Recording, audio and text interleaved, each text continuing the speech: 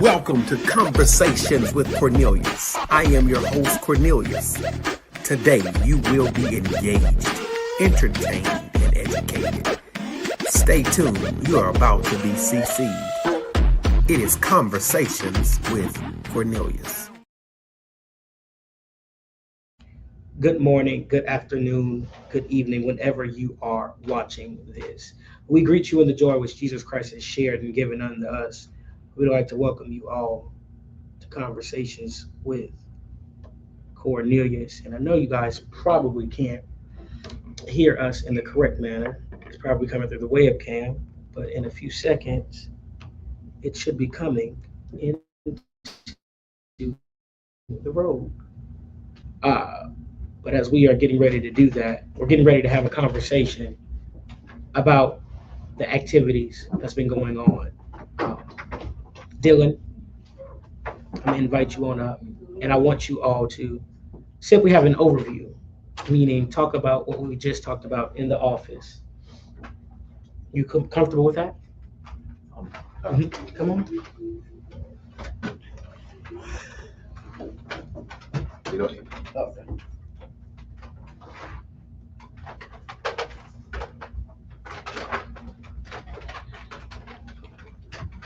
Hello, everybody. Yeah, I'm Dylan. I'm one of the peer leaders at the site at Walking in Purpose. Yeah, my name's Elijah. I'm a worker over at Walking in Purpose. Overview.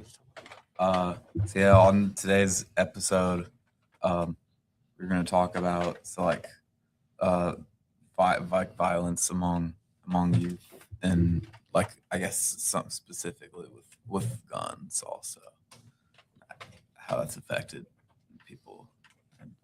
Yeah, we were recently discussing this topic about a young 12-year-old man 12-year-old boy that got shot and killed in the downtown area. I think his name was like Lil Mari or something like that.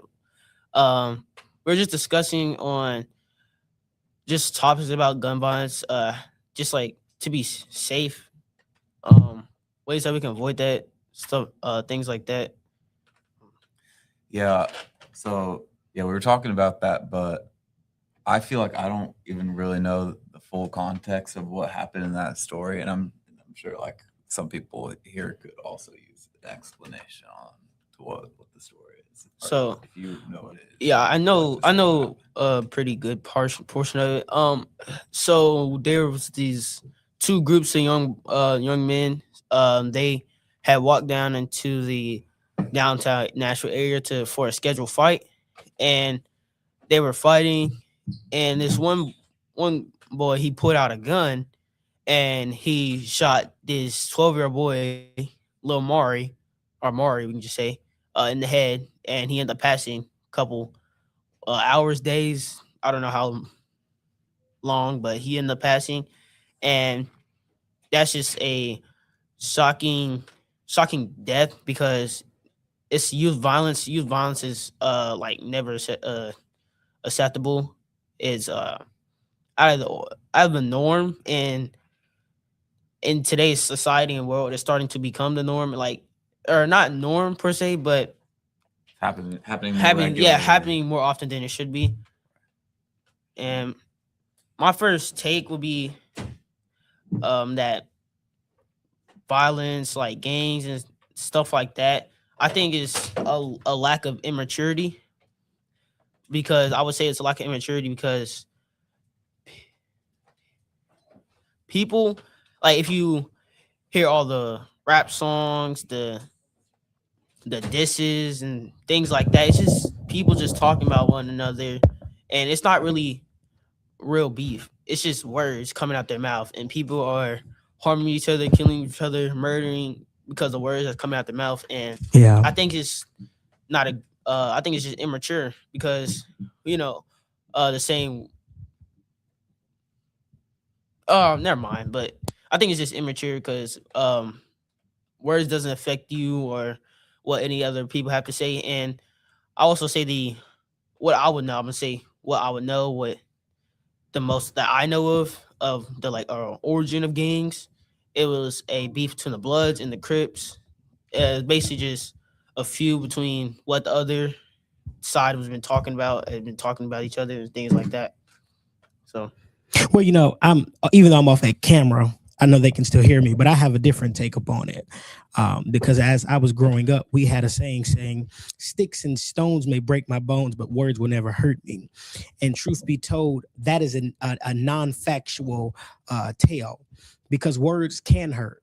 And y'all, people who are watching this, and y'all know this, everybody know I'm preachery and churchy. And as a theological studies student, the Bible says life and death lies in the power of the tongue. So your words can affect others. And on that day of the tragedy that happened on Sunday, we know not what feeling that they were going through in that current moment. I don't. None of us do, because we weren't there. We all have our mixed emotions on it. And that's today we were talking about in there a few of our stories and personalities that we have done and dealt with, which are very interesting to the human eye, and especially to y'all. One of the campers who were here stated, "Oh my God, Cammie got some stories. I didn't even know she's went through that." We don't know what anybody's going through. And we always see the polished up version, the nice version, the characterized version. But there's a version of us that has been through some storms, have seen some ups and downs.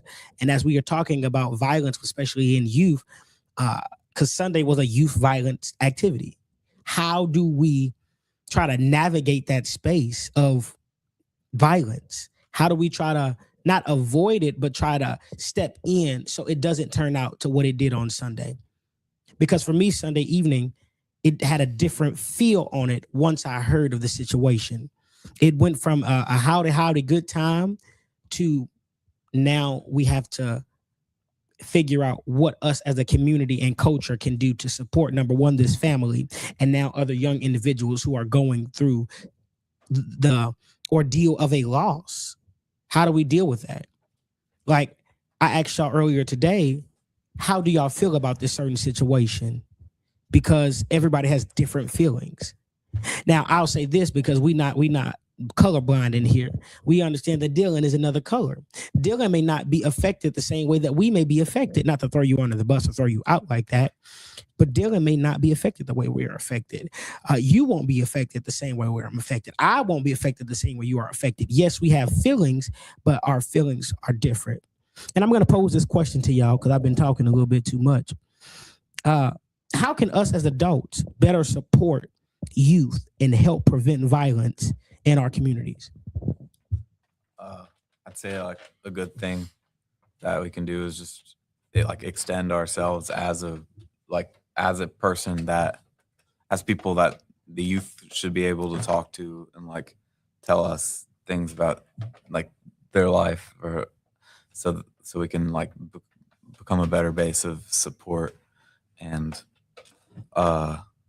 we can also like make a promise to like try to encourage people to not like think of violence as their first resort when encountering a problem, because I'd say what led to the shooting in the first place is the fact that they were agreeing to have a big group of people and fight surrounding in a fight.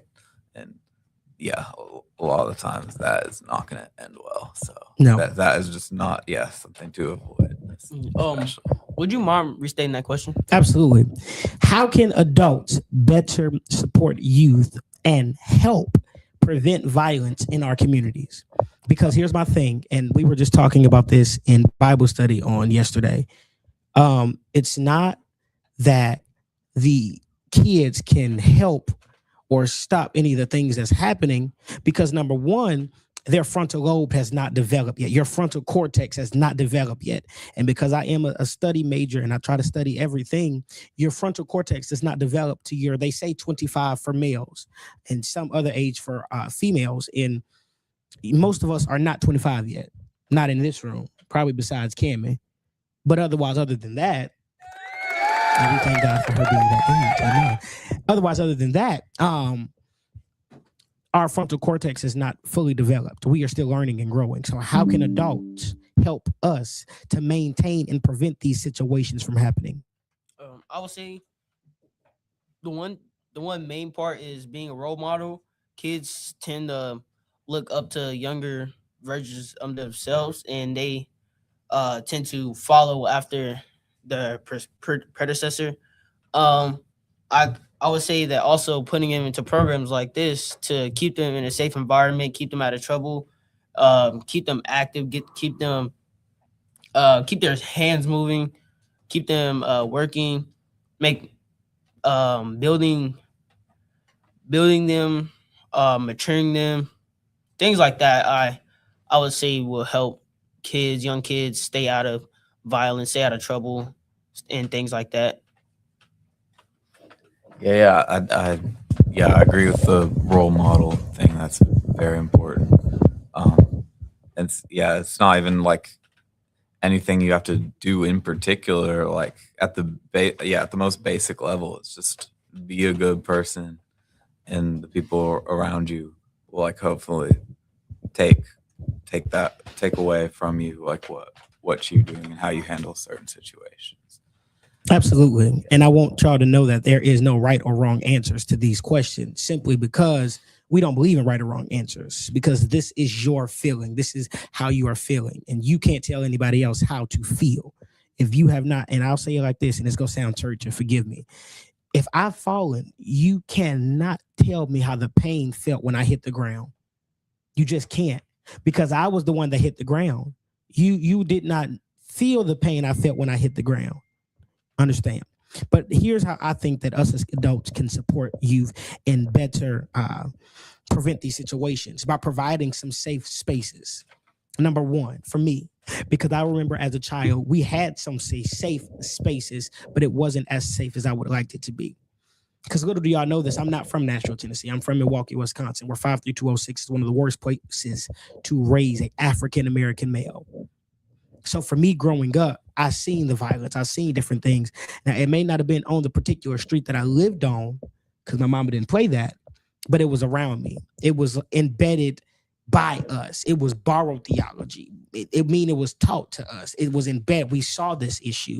And then by creating those safe spaces, what does a safe space look like?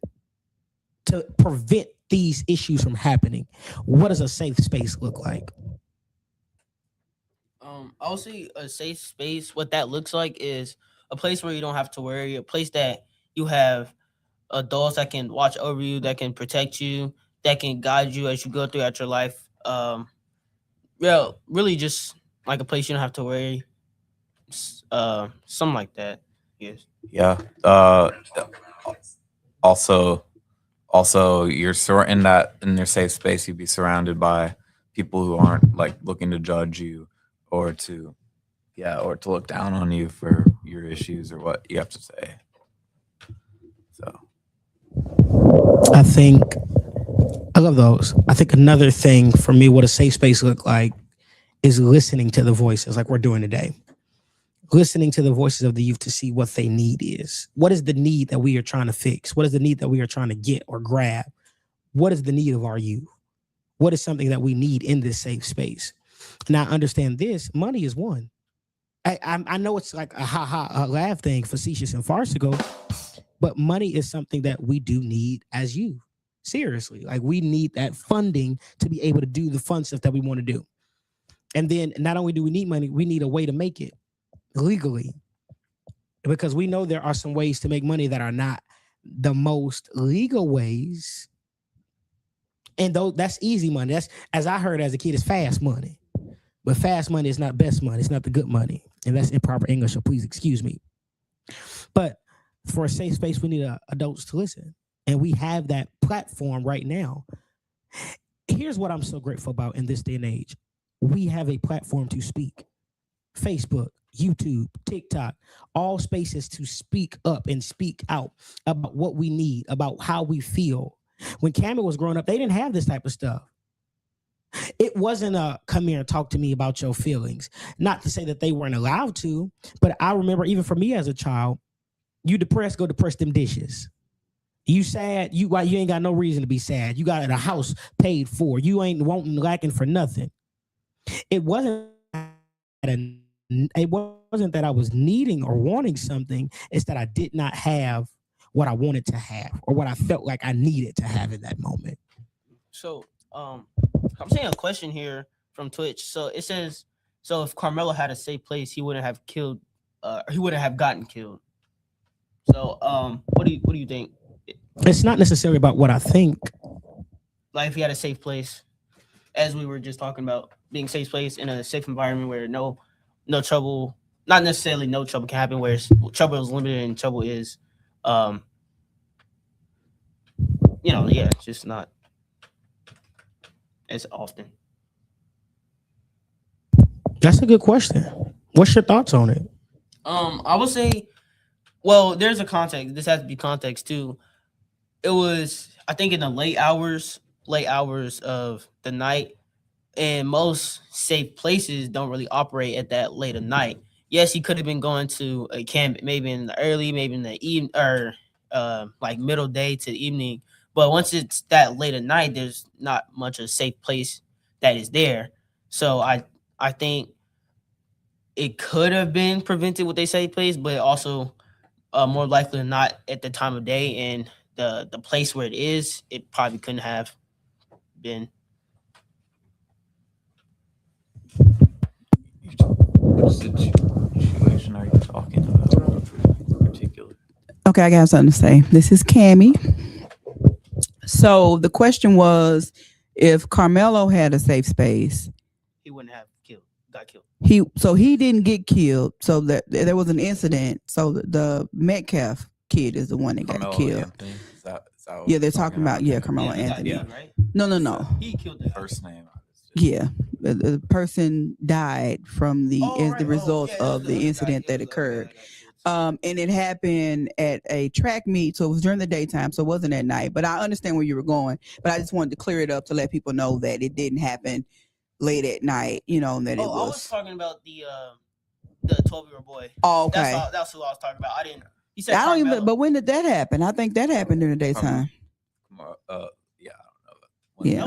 That was recent. Yeah, but it wasn't late at night. I was just wasn't? trying to clarify It wasn't? I thought time it was. frame. What? No. Okay.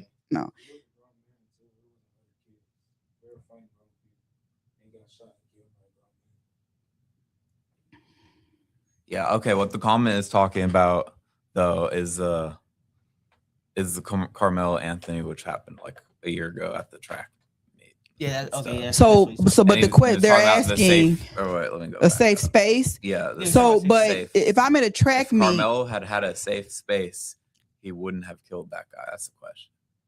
well, but being in a track meet, and I ran track in junior high and high school. Being in a track meet, I never thought that being in a track meet was not safe. Yeah. Right. So that space Yeah. overall should have been viewed and is viewed as a safe space. But, Right. But also, you gotta have context. Like, why would he? Like, was there a motive of stabbing him? Was there a reasoning behind it? You can be in a safe space, but can also get killed because some kid, some guy, some random person just wants to decide it's your time. Do both of y'all know what happened? Yeah, I know what happened. Like, Carmelo. tell me your opinion on it. Carmelo, I think Carmelo Anthony is totally in the wrong. He shouldn't have randomly just walked up to him and stabbed that. So that you guy. don't know what happened. I do. You just told me you don't. What? Okay, I said I so did. let me explain. It was a hot day. They were in the track meet, right? Mhm. So Carmelo, he walked under their tent because he was there with one of his friends too. He walked because it was hot. They didn't have a tent for whatever reason, right? So these two white guys, they kept on like bothering him and like kind of what's the word? Like continually bothering somebody. Yeah, harassing, right? So they kept on harassing him. And there's like a video that came out. Basically, he got jumped by two bigger, like 6 foot, 200 some pound white kids. And Carmelo, he's like maybe like 5'6", 140 pounds, right? So he didn't stab them with a knife. It's like a tool that he used to like for his cleats. And he used that to defend himself, and the dude ended up getting killed. That's the first time I've heard that side of the story. Yeah, I haven't really heard But, that side of like, the story either. You know, But could be. a lot of people are always going to try and spin the story a certain way, but like, I think and the message you should be able to take away from it, like no matter what, is that like violence, especially with weapons, should not be something that you resort to solve a conflict. And so, yeah. All right. The next question. All right. Well, I think that, yeah, we're kind of running out of time today, but we'll continue this the next episode of Conversations with Cornelius. Shout out to Liberty Twitcher for engaging with us in the audience. All right. See you guys in the next episode.